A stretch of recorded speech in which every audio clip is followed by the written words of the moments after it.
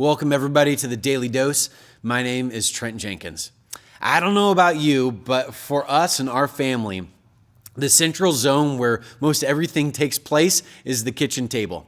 Oftentimes, it's my extended office. It's where my computer goes. It's where I spread out my papers. It's where we eat, yes, but it also becomes the arts and crafts zone for my girls. It's their homework area as well. It's kind of our landing area.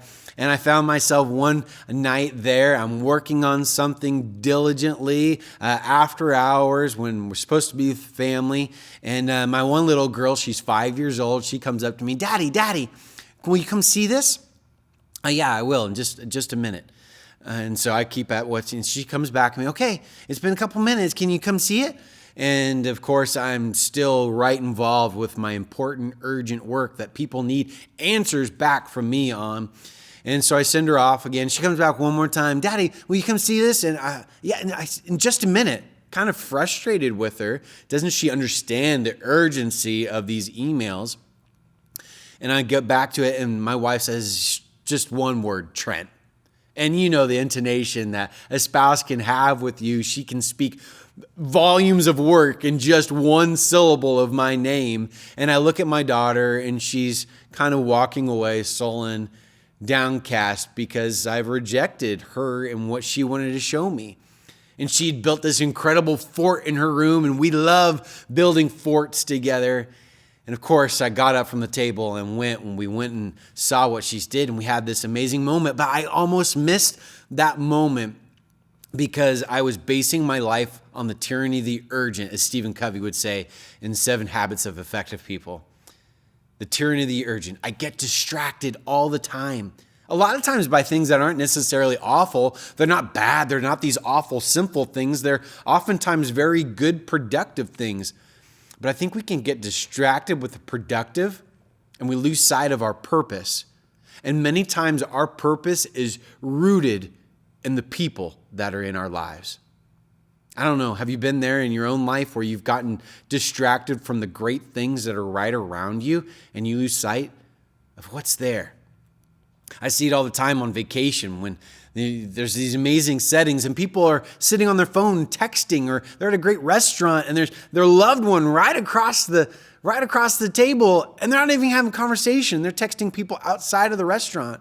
Or maybe there's an incredible scene, whether it's Yosemite or incredible sunset on the ocean, and you see people just taking photos rather than just grasping the moment of who's there, what's taking place, and who you're with.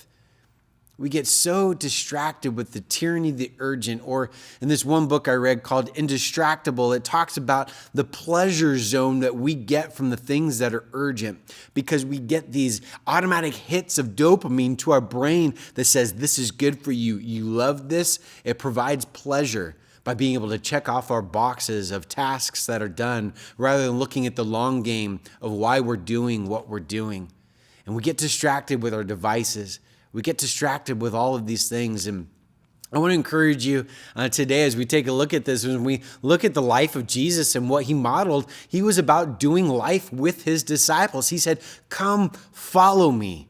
Would you walk life with me? And I'm going to model it for you.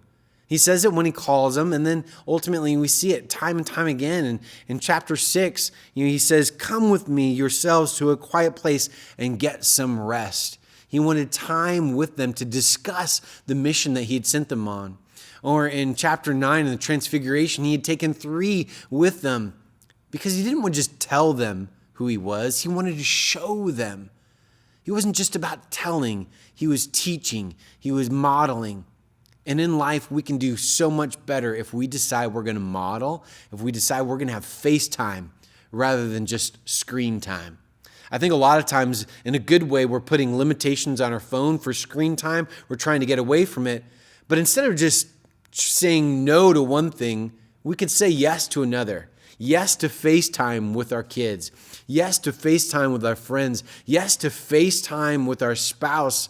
Instead of avoiding one thing, we can pursue another. Let's pursue the people in our life that are the reason for our purpose and why we've developed so much of our passion. I guarantee it will do you some great good this year. Have a good one.